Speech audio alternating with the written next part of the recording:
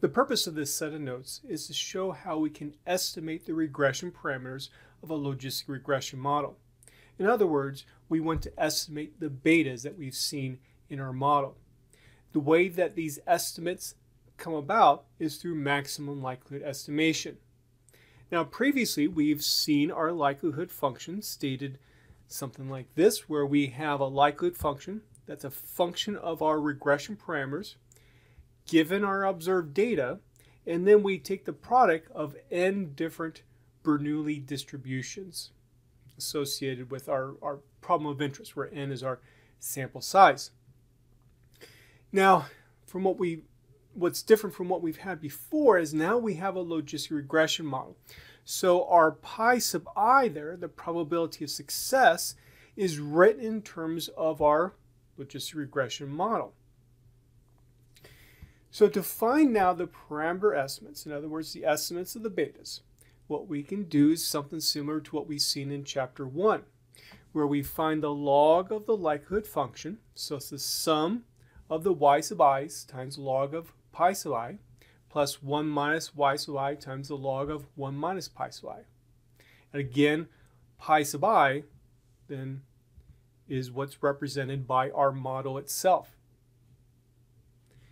Next, what we do is we plug in that pi sub I in terms of the model. We do a little bit of simplification as well, some algebra, and this is what we get in the end for our log likelihood function. Once we get there, then what we can do is we can take the derivative with respect to beta 0, set it equal to 0. Take the derivative with respect to beta 1, set it equal to 0.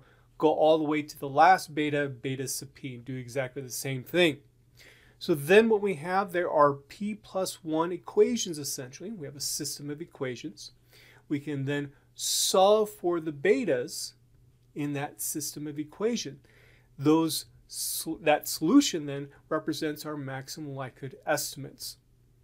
Since these are estimates rather than the actual regression parameters, then what we will do is refer to these estimates symbolically by putting a hat on top of a beta. The corresponding estimates then of pi then result from using our model. Now notice here I do not have like a subscript I on the x's or pi. The reason being is because I can estimate what pi should be, the probability of success, for values that are not necessarily exactly in my sample for my x's. Now unfortunately the process to get these beta hats is not necessarily as simple as it may seem. The reason being is because there's no closed form expression for what these beta hats are relative to our data. Meaning I can't say beta hat 0 is equal to some function of my x's or my y's. Actually nicely write it out like you would with least squares estimates for normal linear regression. So instead what we need to do is use what's called an iterative numerical procedure that tries to find what these beta hats are. Now, the actual process that is used is not something that we're going to get into in too much detail. Instead, what I will do is just here briefly talk a little bit about what this iterative numerical procedure is. There will be a later section in chapter 2 where we explore this further as well. So the iterative numerical procedure that we're using to find the maximum likelihood estimates is what's called the iteratively reweighted least squares procedure. So notice least squares there. All of you have seen the least squares method before, and so there is some connections to that. And so the basic idea is this. Suppose we come up with some initial estimates of our regression parameters. Maybe we use a simple like normal linear regression type of model to come up with initial estimates. We'll call these initial estimates beta hats, but in the superscript in parentheses put a 0 to say, hey, these are our initial ones. Then we use a procedure known as weighted least squares to find a new set of estimates based upon our previous set. If you taken a full regression course in the past, you've seen weighted least squares there. If you haven't, that's okay. But if you are interested in learning more about it, you can take a look at my normal linear regression course notes, which does explain it. And basically, there are some weights associated with weighted least squares that help us do our estimation. These weights are based upon our pi hats, computed from our estimated regression parameters from the initial from this initial stage of the iterative numerical procedure. Then, with this weighted least squares method, we come up with some new estimates. Let's call it beta hat 0 through beta hat p, where we put a superscript 1 to say that this is, let's say now, iteration number 1. And we compare these estimates to what we had before. If these estimates are very, very similar, then this says that, hey, it doesn't appear that these beta hats are changing based upon coming up with these weights. And so because of that, let's stop the iterative numerical procedure and say that our procedure now has converged, meaning that if I were to, let's say, do more iterations in the same manner, things aren't going to change. So let's just stop. Now, however, if these new beta hats are quite different from the previous beta hats, then that says, okay, let's keep on going with this numerical procedure by reproducing similar steps. So now, using these beta hats here from iteration 1, I'm going to come up with some new weights and go to iteration 2 using weighted least squares estimation to come up with some new beta hats. Again, in that iteration 2, I would check to see if the new beta hats are similar or different from the old beta hats. If they're very similar, very close, then I would stop. Otherwise, I keep on iterating until I get convergence, or where I reach some, let's say, maximum number of iterations that I've predefined at the very beginning of the procedure. So for example, maybe I say at most I'm going to go 20 iterations. Now if I do reach that point where I get 20 iterations and I still have not reached convergence, meaning that these beta hats keep on changing significantly from one iteration to the next, or one stage to the next, then I have what's called non-convergence. And in that particular case, one would not want to use your beta hats that you get from the last stage or iteration, because we know if I were to do more stages or iterations, the beta hats will keep on changing. And if these beta hats change, that means your model's changing. And we wouldn't want to use a model that keeps on changing as more iterations occur. So in that particular case, that would be called non-convergence.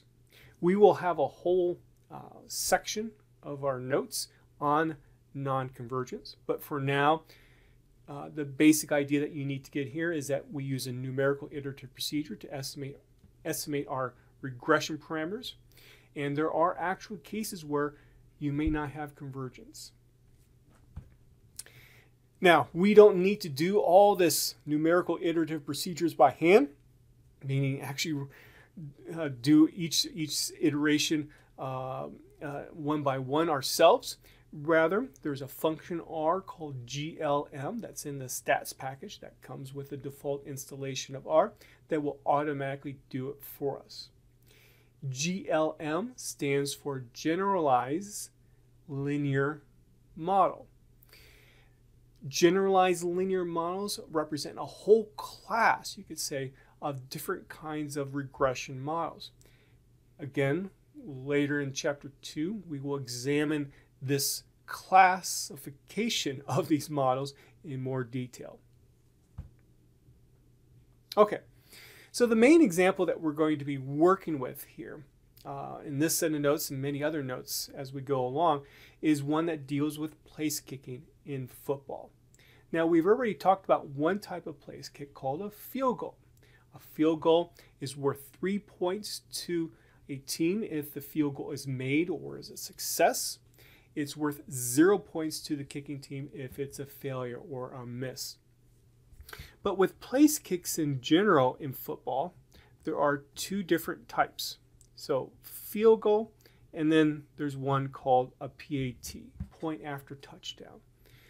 And as you might expect from its name, it's worth just 1 point to the kicking team if there is a success, meaning that the ball goes through the uprights, it's above the crossbar, and so on, just like with a field goal.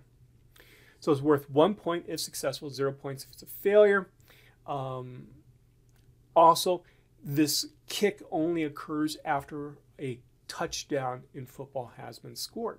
So the two different types of excuse me of place kicks.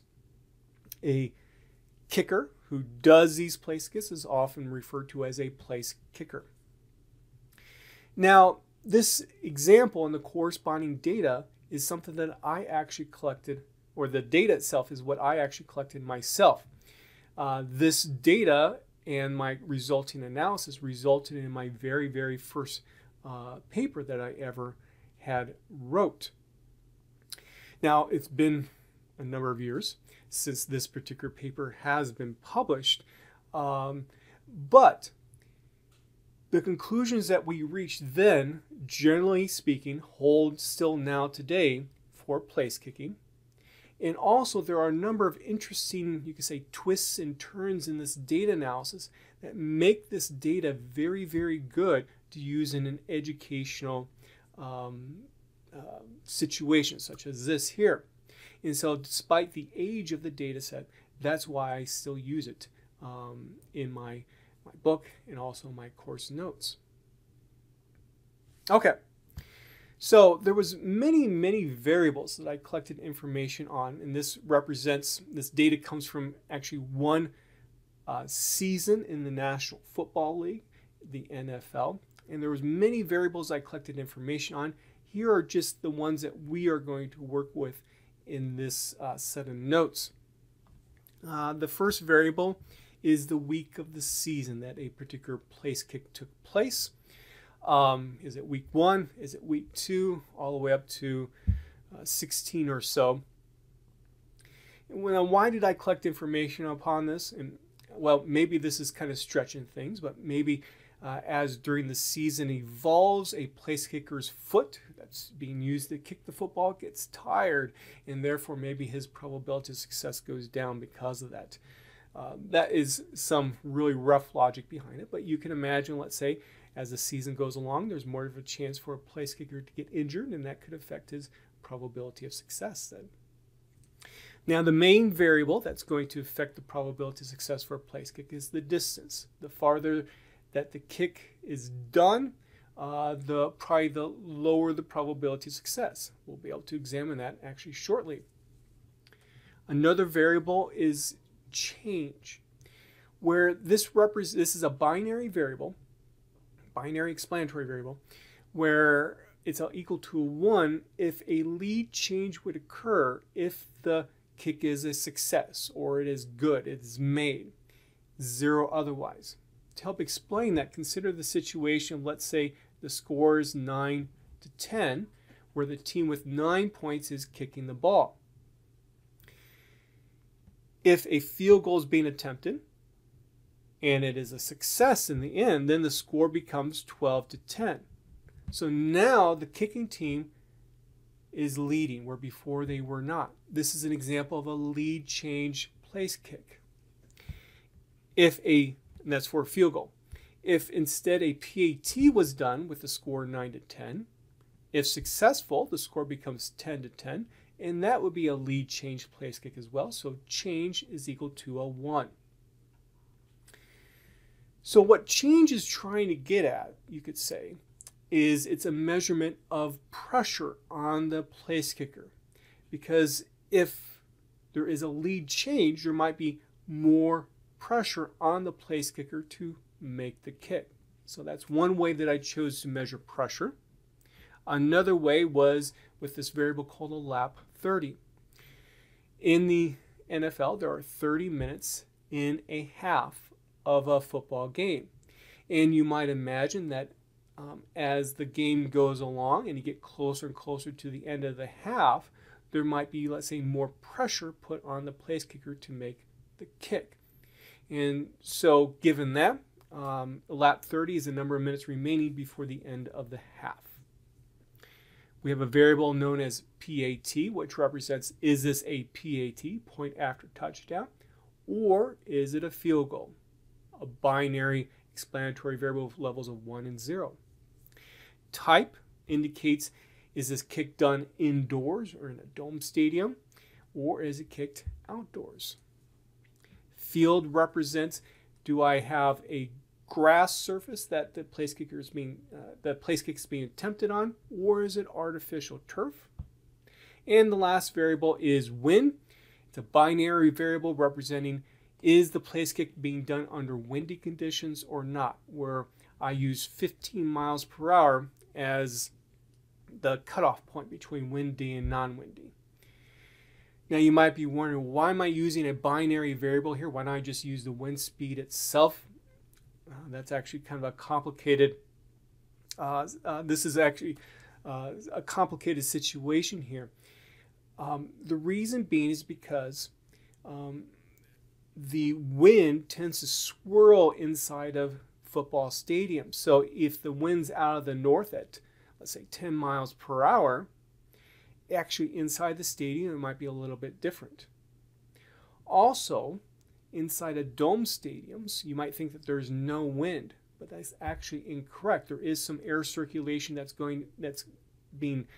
goes on during the game due to air conditioning systems, heating systems, and because of that, it was difficult for me to get a measurement on what the wind speed was inside a dome stadium. There was one stadium that did allow me to get that kind of information, but all the other dome stadiums did not provide it.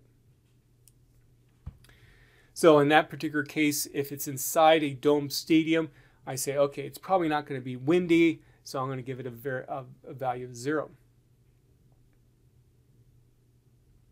Now, the response variable for the data set is referred to as the variable good.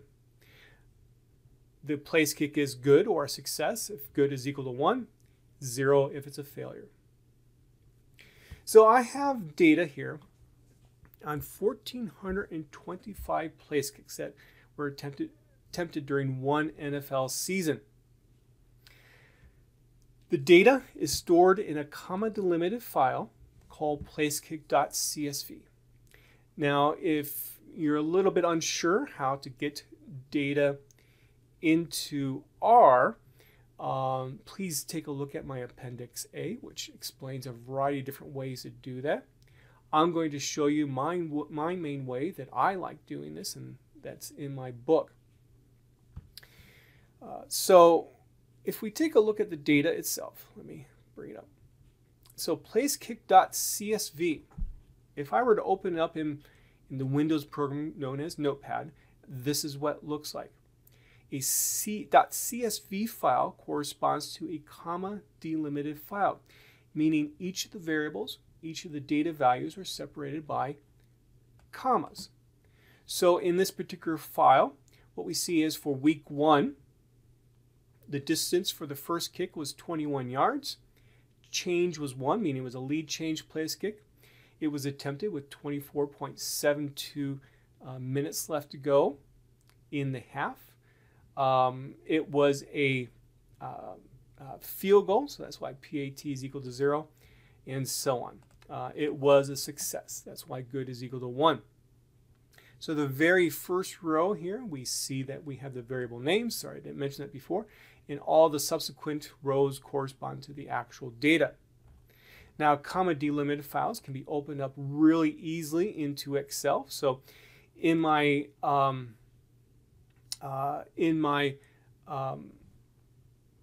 directory or a folder where I have this this file stored, let me actually show that. Hold on a second. I thought I had it open up here. Let me bring it up. And where I have that file stored, I happen to have it in a folder on my computer called Data. And if I come all the way down to where I see place kick. There we go right there. Notice it has a .csv extension to it, and also has like a little bit of an Excel icon next to it. So if I were to click on that, it would actually open it up into Excel as well instead of Notepad. Now the default on computers nowadays is not to show you the file extension. I always make sure that I can see the file extension on my computer. So this is a Windows computer. If I come up here to View, Show, File Name Extensions, if I check that, that will make sure that I can see what the file extension is on these files. Okay. So for a comma delimited file, for me to read it in, let me come over here to tin.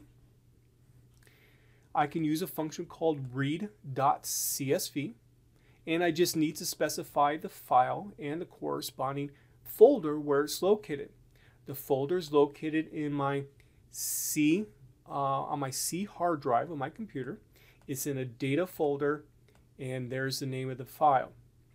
Now, because of how R works with Windows, I need to use a double slash rather than a single slash to separate the folders and the names of the files and so on. Now, how did I know where this was stored? Well, I purposely put it there. That's how I knew it. But if I come up here to Windows Explorer, notice you can see here, here's the actual physical address on my computer there. Okay, so I specify where it's located, and I'm going to put the results into an object called placekick, and there we go. Now, if I want to see, maybe just to verify that indeed I did read it and write, what I can do is use the head function for me to see the first 6 observations. And yes, it looks like what I saw in the file before. If I really wanted to look at more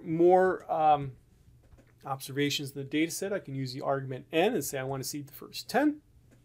If I want to use see the last 6 by default, I can use the tail function, and there we go. So notice the last observations for week 17 was a distance of 50 yards, and the kick was a failure. Good was equal to 0.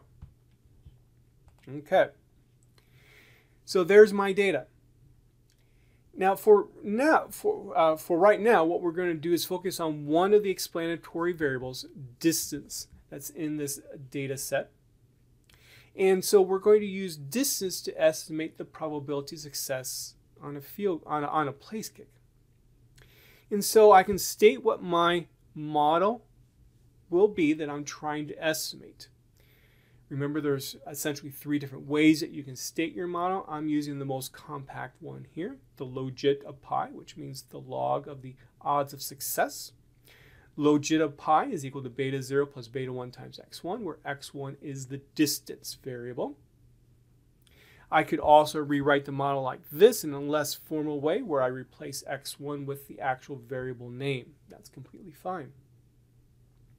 So to estimate the model that does the iteratively reweighted least squares, that finds my maximum likelihood estimates, I use the function called GLM to do the estimation. So let's go ahead and do it. So GLM, the first argument that I'm using is formula, and that's simply where I put the model that I want to estimate using the correct syntax for R. So the response variable is good. So this means I'm modeling the probability of success. Good is equal to 1. Then I separate the response variable from my explanatory variable by the symbol tilde. And then I put my explanatory variable, distance there. If I by chance had another variable that I wanted to include in my model, like change, I would separate distance and change by simply a plus. This doesn't mean that I'm adding it together. Rather, it says I want distance and change in my model. Let me go ahead and remove that. Now the second argument is family. So as I mentioned, generalized linear models is a whole class of different kinds of models, including a logistic regression model. And so R uses the term family to say, what kind of generalized linear model do you want? I want a model that takes my response to be binomial. Now, of course, our response in this case is Bernoulli, but Bernoulli is a special case of a binomial distribution. So that's why I can use binomial here to specify what is the distribution for my response variable. In this case, good. And then within parentheses, then I have an argument called link. Link says, well, how am I linking essentially the probability of success to my linear predictor, this linear combination of my regression parameters and my explanatory variable?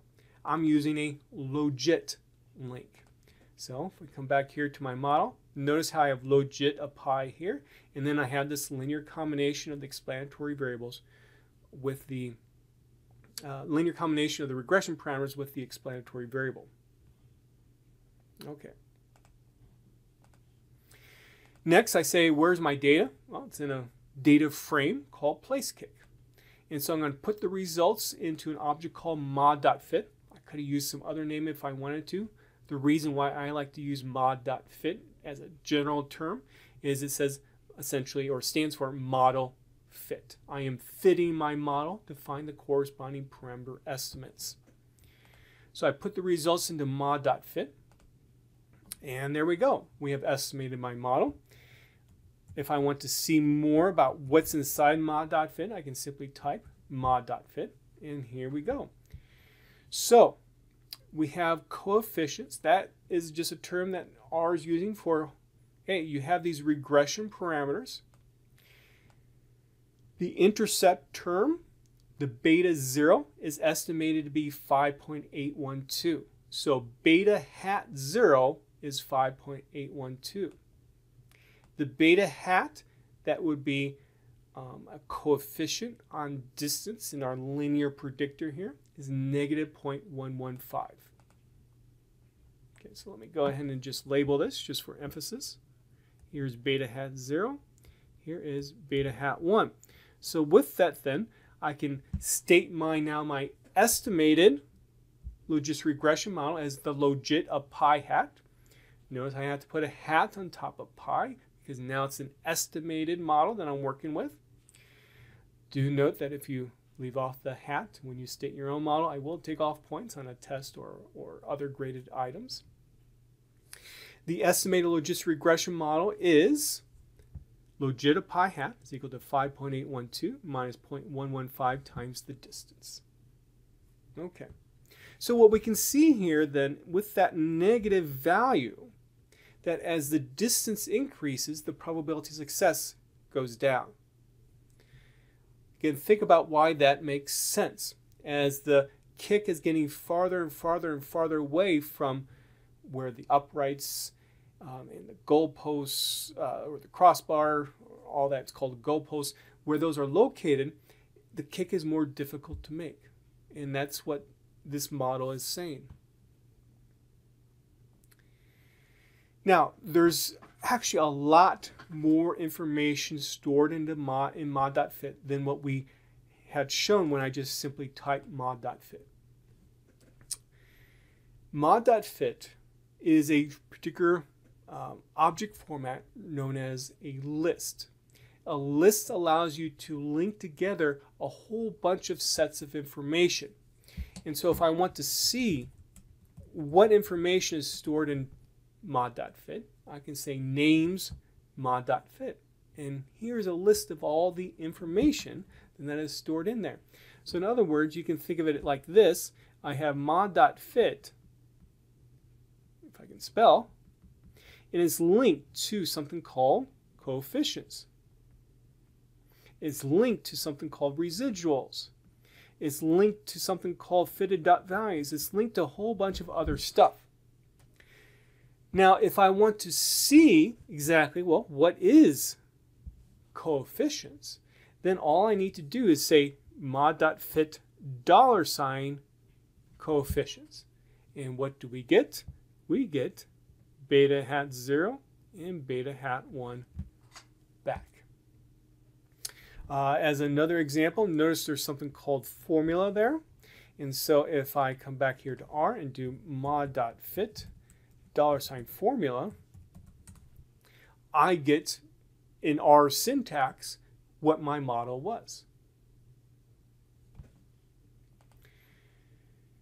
Now, this information here, and also some information that I'm about to describe as well, is also described in my Appendix A. So when you got to this point, you're wondering, well, geez, this is kind of weird, and I'm not used to this, make sure you review the stuff that's in Appendix A, which explains this as well. Now, once I have estimated my model, I might want to see a summary of the information that's in mod.fit. How do I do that? I use the summary function. It has an argument called object, and I say object equal mod.fit to tell me to summarize what's in there. Now, of course, if I wanted to, and do note that this happens to be the very first argument, this object. So if I say summary mod.fit, I will get exactly the same thing. And so let's take a look at the summary. The main thing that we need to focus on here right now is that here's where beta hat 0 and beta hat 1 are located.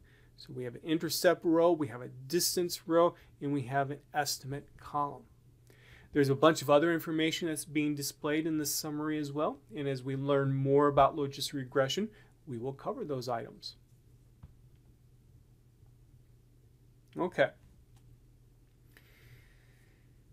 Once we see the results from summary, it's important for us to then understand some ways that R is organized. And again, this is some stuff that's covered in Appendix A. This next stuff that I'm going to be talking about in the next few minutes is some of the most difficult aspects of R for new users to understand. But once you understand them, this will really open up your understanding of how R operates. You'll be able to apply what you're going to learn here in the next few minutes to a wide variety of other problems or data analyses that you would do in R in understanding how R functions work. So this is very, very, very important.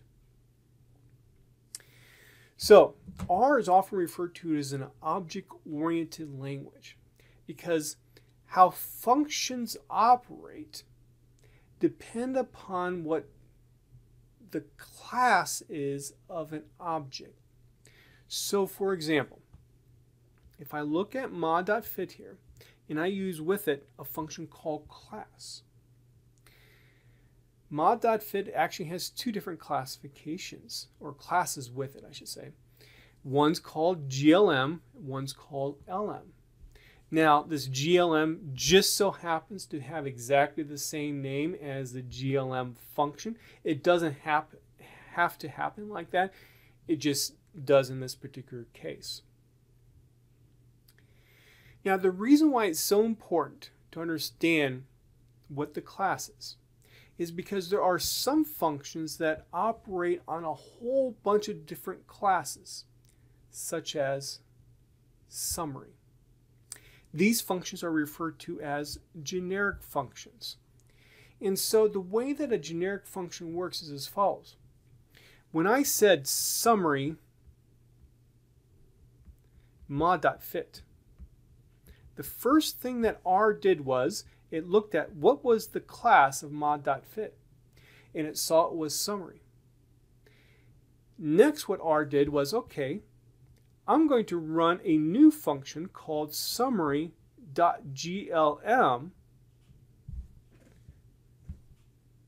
and that function is what then gives us this summary that we see there.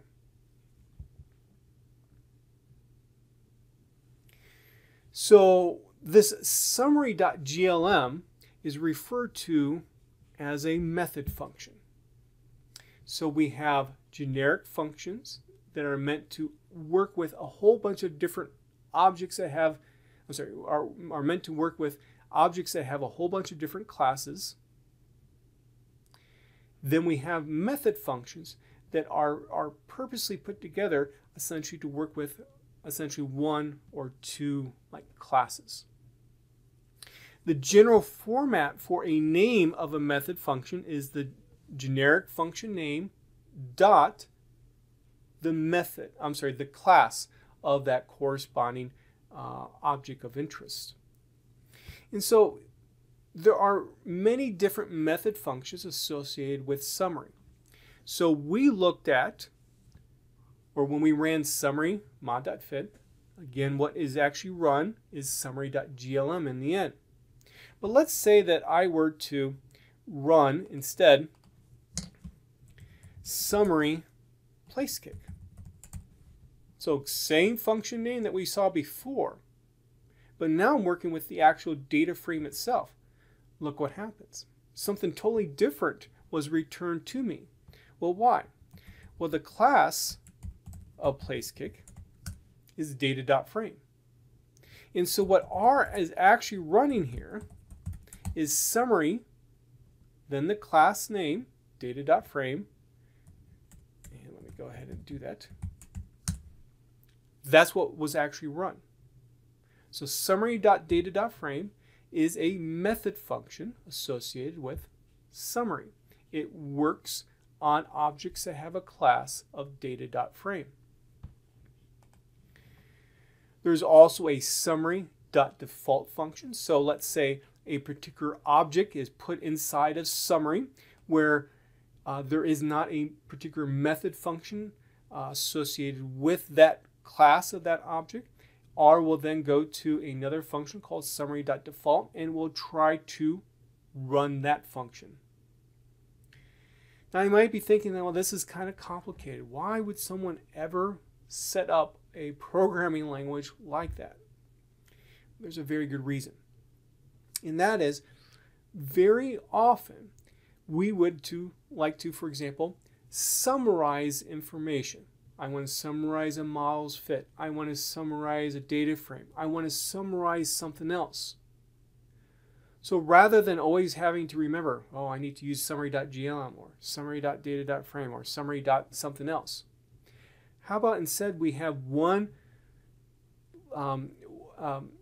type of language that we always use, and that is summary. And so we're going to always use the summary function. And the summary function then figures out, well, which method function to use to summarize the information inside the object. There are many other generic functions out there. We've already seen one before, even though I never said it was one, called the plot function.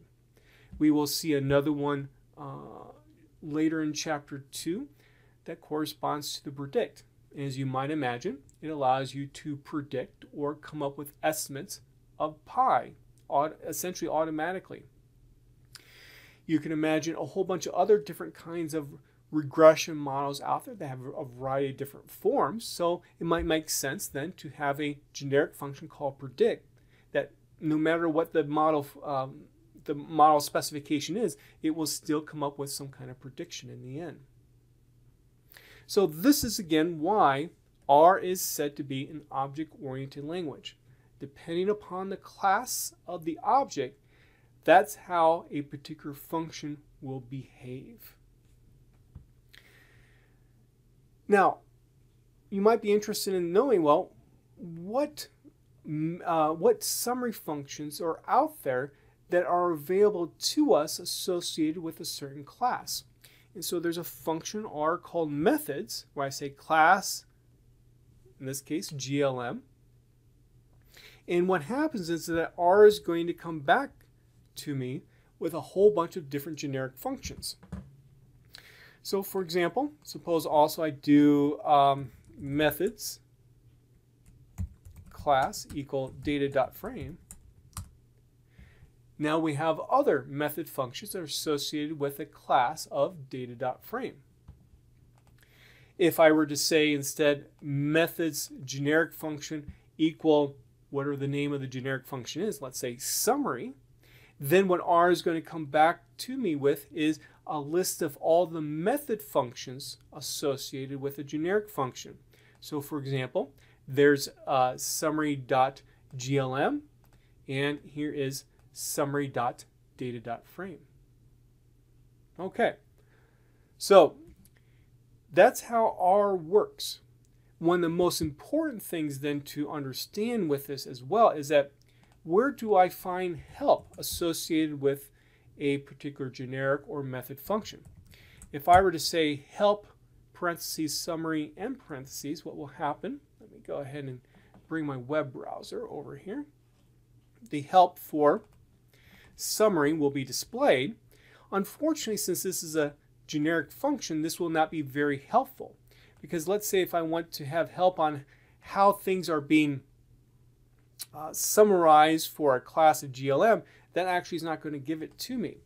Instead, if I were to say help summary.glm instead, then I will get the help specifically set up for GLM. Okay. So let's move on here from the background of how R works. Let's now go back to the statistical aspects here. Now, I would like to estimate, let's say, the probability of success for a place kick. I can use my estimated model to do that. So here's another way that I can write out my estimated model. Again, remember there'll be essentially 3 different ways. And if I want to know what the estimated probability of success is for a 20-yard place kick, all I need to do is plug in 20 wherever you see distance. To do this in R, what I can do, let me actually come over here to 10 and find the corresponding spot in my program. You will note that this program, this placekick.r program that I'm going to be using, is a very long program. I think there's over 1,000 lines of code in it. And so at times it may be difficult to find then the corresponding place in the code where I actually show how to do something. And so if that ever occurs to you, just copy and paste, copy some segment of code, maybe like, let's say, linear.pred here. Copy that and do a search inside the automated search inside the actual program itself to find where the code is. So I want to find the estimated probability of success using R. So we've already seen what mod.fit $coefficients gives us. It gives us our beta hat 0 and beta hat 1. This is actually stored in what R would refer to as a vector. And so I could look at just the first element of it. I could also look at just the second element of it as well. So if I want to, let's say I want to find the linear predictor part of my model. In other words, beta hat 0 plus beta hat 1 times x. So I can pull beta hat 0 out of mod.fit $coefficients, add that to then where beta hat 1 is, take it times 20, put that into an object called linear.pred. And there is my, you can say, my logit of pi hat right there, 3.5. Now to transform this into pi hat itself, then I use the corresponding transformation. I use the exp function with linear.pred, divide by 1 plus that exp of linear.pred. There's my estimated probability of success, 0.97. So it's a very high probability to make it at 20 yards. Now, unfortunately, with this, R also gives some extra labeling, which doesn't make sense in this particular case. It calls it intercept. And so to simply remove that labeling, there's a function called as.numeric that one can use with this, which basically says to R, okay, treat these as all numerical values. My estimated probability of success for a distance of 50 yards is 0.52. So we can see how that probability of success does decrease here for the longer place kicks. Now I might also be interested in doing a plot of my corresponding model. So let me go ahead and go to that segment of code here. So to do a plot of the model, I can use the function called curve that we've seen previously, where for my EXPR or expression that I'm going to put in here, I write in the corresponding R syntax what my estimated regression model, logistic regression model would be. Notice how I use X in there for distance. I'm going to use a color of red to plot the actual curve on the plot. My x-axis limits is going to go from 18 to 66 yards. Now, why did I pick those yards? The reason being is because if you look inside the data set itself, let me actually go ahead and do this. I could do, again, summary, place kick. You will see that the minimum distance is 18 yards, the maximum distance is 66 yards. So I wouldn't want to go outside that range. That would be, let's say, extrapolating beyond the range of my data. I don't have information at 70 yards or 80 yards, so it wouldn't make sense for me to look at those long of distances.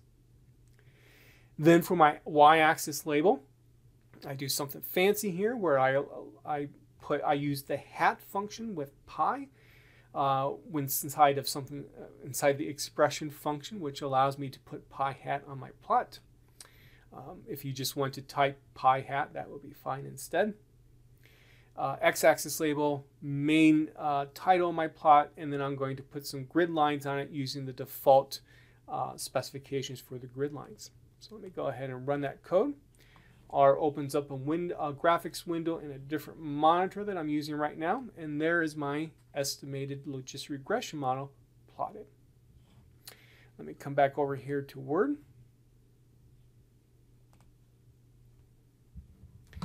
And so here's my corresponding model, and we can see that as the distance here increases, the estimated probability of success goes down. So for example, for a 66-yard field goal, the estimated probability of success is less than 0.2. Some other things to look at to conclude this particular set of notes. The first one here, actually, I've already talked about, and that is, let's say if you have two variables that you're interested in finding a model for, you can just simply separate the variables by a plus sign. If you have three variables, put another plus sign and the variable name there. And so when I estimate the model with change as an explanatory variable with distance, this is what I get. Notice, we can just label this for emphasis.